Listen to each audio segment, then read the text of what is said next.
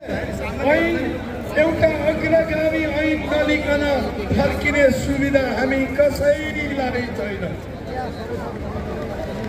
त्यस कारणले पनि साथीहरू एक मिनेटको विकासक्रम बुझ्नका लागि अपडेट हुनका लागि रातभरि नसुती बस्नु हुँदो रहेछ भन्ने मलाई लाग्यो। तपाईको त्यो ऊर्जालाई म सलाम व्यक्त गर्न चाहन्छु। सलाम छ। हामी सम्माननीय प्रधानमन्त्रीज्यूकोमा 7 बजे पुग्यौं, तर सम्माननीय प्रधानमन्त्रीज्यू चितवनको कार्यक्रममा जानु भएकोले भेटका लागि अलिकति विलम्ब भयो। केही क्षणको पर्खाइपछि राति ठिक 9 बजेबाट हाम्रो कुराकानी सुरु भयो। सुरुमा महासङ्घको तर्फबाट हामीले कुरा राख्यौं। लगभग 15 मिनटदेखि 20 मिनट हामीले लगातार तपाईको मनमा जुन आगो बलेको छ, तपाईको मुटुमा जुन आगो बलेको छ, तपाईको माथामा जे कुराले दुखेको छ, ती कुरा जस्तैको तस्तै हामीले त्यहाँ अभिव्यक्त गर्यौं। हामीले भन्यौं सम्माननीय ज्यू राहत शिक्षक, सम्माननीय ज्यू ईसीडी का शिक्षक र विद्यालय कर्मचारीको तलबमान यहाँलाई थाहा छ कि छैन?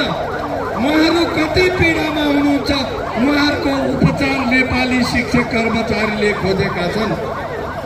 उहाँहरूलाई जीवन धान्न योग्य तलबमान र स्थायित्वको प्रक्रियाद्वारा म विद्यालयमा काम गर्छु भन्ने गर्वका साथ समाजका अगाडि उभिएर भन्न सक्ने परिस्थिति सिर्जना होस् भन्ने चाहेका छन्।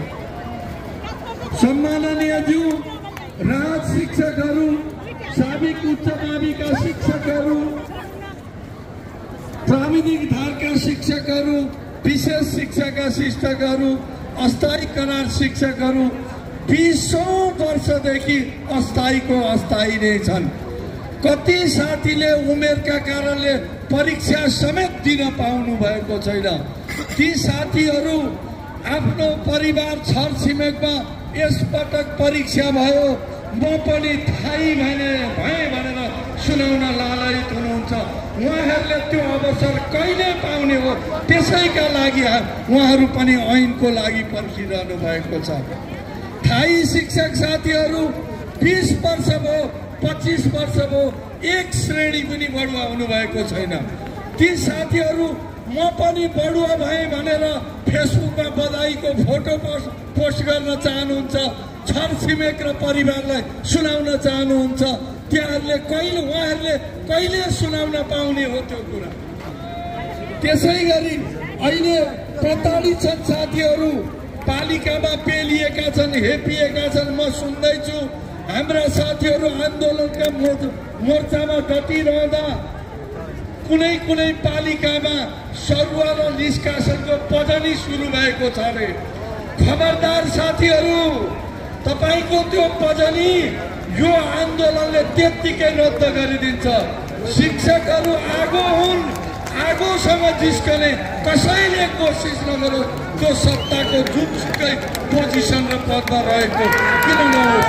म यही मोर्चाबाट उहाँहरू सबैलाई जसले शिक्षक कर्मचारीमाथि अपहेलनाको नजर हेर्नु भएको छ, यिनीहरूलाई म पेल्छु, ठेगान लाउँछु भन्ने सोच्नु भएको छ। समयले तपाईलाई ठेगान लाग्छ। नेपाली शिक्षक कर्मचारी हल्नेवाला छैनन्, दब्नेवाला छैनन्। अरू पनि थुप्रै माग मुद्दामा विस्तारित ढङ्गबाट हामीले कुरा राख्यौं। त्यसका लागि मेरो प्रतिनिधि मण्डलमा जानुहुने 3जना साथीहरू, आदरणीय सहअध्यक्षज्यू, आदरणीय महासचिवज्यू र आदरणीय उपमहासचिव अर्थज्यूलाई पनि म अध्यक्ष भएको नाताले हार्दिक धन्यवाद दिन चाहन्छु। र हामीले धारा प्रवाह कुरा राखेपछि यहाँहरूले मैले अहिले भन्दै गर्दा लामो हुन्छ, त्यसैले सबै कुरा भनिन। तर यहाँहरू कसैका माग मुद्दा छुटाइन। अस्थायी अवधि थप्ने कुराहरू पनि आए, पेन्सनका पीडाहरूका कुरा पनि आए। जे जति माग मुद्दा छन् सबै माग मुद्दाहरू त्यहाँ सन्तुष्ट गरियो। सँगै मैले के भने सम्माननीय प्रधानमन्त्रीज्यू, हामी यहाँ आएका मान्छे समेत त्यहाँ भएका लाखौं लाख शिक्षकहरू एक थान अग्रगामी विद्यालय शिक्षा ऐन नबोकिकन फर्क्यौँ न भनेर कसैले नजिकैको नदीमा, कसैले नजिकैको मन्दिरमा, कसैले घर परिवारसँग आफ्ना अभिभावकसँग कसम खाएर आएका छन्। हामी अन्तिम बुँदा रगत रहेसम्म त्यो कसमको रक्षाका लागि लड्नेछौँ। हामीले कुरा राखिसकेपछि सम्माननीय प्रधानमन्त्रीज्यूले कुरा राख्नुभयो। प्रधानमन्त्रीज्यूले पनि विद्यालय शिक्षाको बारेमा उहाँको गहिरो गहनतम बुझाइरहेको हामीले अनुभव गर्यौँ। दाग मुद्दाहरूको बारेमा पनि उहाँको गहिरो बुझाइरहेको हामीले अनुभव गर्यौँ। त्यो गहिरो बुझाइको लागि उहाँलाई पनि म धन्यवाद सम्प्रेषण गर्न चाहन्छु। उहाँले लगभग 1 घण्टा 15 मिनट कुरा गर्नुभयो उहाँको तर्फबाट। सबै कुरामा उहाँले बोल्नुभयो। हामीले भन्यौँ यसका लागि त सम्माननीयज्यू एकछिनपछि सवाल जवाब भन्दाखेरि अर्कै अर्थ आउँछ। प्रश्नोत्तर जस्तो पनि भयो। थोरै प्रश्न हामीले राख्यौँ, थोरै उहाँले राख्नुभयो। हामीले एकअर्काका पोजिसनहरू पनि क्लियर गर्यौँ। त्यो क्रममा उहाँले भन्नुभएको मुख्य कुरा ऐन छिटोभन्दा छिटो दिन म पनि चाहिरहेको छु, तर केही अप्ठ्याराहरू छन्, केही मिलिरहेको छैनन् भन्ने कुरा गर्नुभयो। फेरि त्यो संसदीय प्रक्रियामा छ, संसदको अधिकारभित्र छ भन्नुभयो। हामीले भन्यौँ सम्माननीयज्यू त्यो कुरा त हो, तर त्यो प्राविधिक पक्ष हो। राजनीतिक दलले चाह्यो भने संसदीय प्रक्रिया क्षणभरमा मिल्छ, छिनका भरमा ऐन जारी हुन सक्छ। त्यसैले तपाईको सत्ता सहयात्रीहरू प्रतिपक्ष समेतलाई विश्वासमा लिएर चाँडोभन्दा चाँडो 12 गते संसद बस्दैछ, सक्नुहुन्छ। 12 गते त उद्घाटन र बोल्ने मात्रै कम हुन्छ होला, सक्नुहुन्छ 13 गते गरिदिनुहोस्। अलिक हुँदैन भने 14 गते गरिदिनुहोस्, त्यो पनि हुँदैन भने 15 गते गरिदिनुहोस्। यस्तै ठुलो सभा गरेर यहाँहरूलाई धन्यवाद दिएर हामी फर्क्यौँला भनेर हामीले कुरा राख्यौँ। उहाँले भन्नुभयो छिटोभन्दा छिटो गर्नका लागि म सत्ता सहयात्रीहरूसँग छलफल गर्छु, संसदहरूमा छलफल गर्छु, हामी भेटघाट गर्दै गरौँला, संवाद गर्दै गरौँला।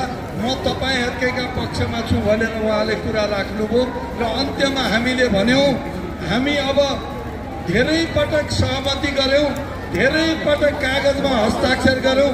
यसपटक हामी हस्ताक्षर गरेर आदरणीय साथीहरू, मैले त हस्ताक्षरै बिर्सिसकेँ, हस्ताक्षर गर्नै आउँदैन अब मलाई सक्छ। त्यसैले अब यसपटक ऐन लिएर जाने हो, हस्ताक्षर गरेर एउटा थप सहमति लिएर हामी जाने होइन। त्यही कुरा शिष्टतापूर्वक विनम्रतापूर्वक सम्माननीय प्रधानमन्त्रीज्यू समक्ष राखेर हामी बिदा भयौँ। त्यसपछि हामी प्रतिनिधि सभाका आदरणीय सभामुख देवराज घिमिरेज्यूका निवासमा पुग्यौँ। त्यतिखेर 11:40 गएको थियो। उहाँ पनि हामीलाई पर्खेर बसिरहनु भएको रहेछ। उहाँसँग हामी निकै बेर संवाद गऱ्यौँ। संवादको क्रममा उहाँले संसदीय प्रक्रियामा छ भन्ने बित्तिकै नहुन पनि सक्छ भन्ने कुरा गर्नुभयो। हामीले भन्यौँ यहाँहरूको हातमा छ, यहाँहरूले चाहनुभयो भने उपसमितिमा पनि फटाक दिन काम हुन्छ, समितिमा पनि तुरुन्त काम हुन्छ। दलको सहमति भएपछि संसदमा त हुन्छ भन्नेलाई हुन्छ भन्नुहोस्, हुँदैन भन्नेलाई हुँदैन भन्नुहोस् भनेपछि त्यसो भएपछि यसको कुनै अप्ठ्यारो छैन, यसलाई पास गर्न सकिन्छ भनेर हामीले भन्यौँ। तर उहाँले एउटा कुरामा प्रतिबद्धता जनाउनु भयो। उपसमितिले र समितिले काम सकेर 12 गतेभित्र ल्याइदिन्छन् भने 13 गते म पास गरिदिन तयार छु। अब म समिति र उपसमितिमा भएका माननीय सांसदज्यूहरू, नेपालको शिक्षा सुधार हामी सबैको सरोकार हो, हामी सबैको उत्तरदायित्व हो। त्यसैले यो उत्तरदायित्व वहन गर्नका लागि यहाँहरूबाट अग्रगामी कदमको अपेक्षा यो शिक्षक जनसाधारणले गरेको छ, विद्यार्थीले गरेको छन्, शैक्षिक जगतले गरेको छ। त्यसमा खरो उत्रन यहाँहरूलाई पनि हार्दिक आह्वान गर्दैछु। 100 भन्दा बढी मुद्दामा तपाईँहरूले सहमति गरेर टुङ्ग्याइसक्नु भएको छ। अब त जम्मा 63 मुद्दा हुन्। 163 दफामा 63 दफामा 2 दिनमा सकिदिनुहोस्, 3 दिनमा सकिदिनुहोस्, अनि समितिमा तल सहमति भयो भने त्यसले 2 दिनमा सक्छ। 10 गते अगाडि नै यो तयार हुन सक्ने अवस्था छ। त्यसैले यो सार्वजनिक सभाको मार्फत शिक्षकको जनसागरको मार्फत 4 लाख नेपाली शिक्षक कर्मचारीको तर्फबाट यो काम शीघ्र टुङ्ग्याउन म व्यवस्थापिका मालूम भयो कि नम्बर बाँकी न हार्दिक आग्रह गर्न चाहन्छु। धेरै बेरको छलफलपछि 12:44 जाँदा हामी निस्क्यौँ। लगभग 1:30 बजेपछि हो। अनि मैले ठाने साथीहरू म त अहिले 1:30 बजे 2 बजे बिहान लोक उठ्छु कि साथीहरूलाई कति तनाव हुँदो भनेर एउटा स्ट्याटस लेखेर सुटे। तर स्ट्याटस लेखिसक्दा कति सेयर भयो, कति कमेन्ट हो, मैले यहाँहरूलाई बताइरहेको छु। यहाँहरूको त्यो ऊर्जा कायम रहोस्, यहाँको हृदयभित्र रहेको आगो दल्किरहोस्, यहाँको दिमागमा रहेको चोट टन्किरहोस्, दुखिरहोस्। यही ऊर्जाको भरमा हामी अग्रगामी विद्यालय शिक्षा ऐन ल्याउन सफल हुन्छौँ। नेतृत्वको तहबाट यो ऐन जारी नभएसम्म यो मोर्चामा डटिरहने, थकिरहने र अडिरहने प्रतिबद्धता जाहेर गर्दै तपाईँहरूका अगाडि कसम खाँदै फेरि एकपल्ट तपाईँहरू सबैलाई धन्यवाद दिँदै बिदा हुन्छु। धन्यवाद।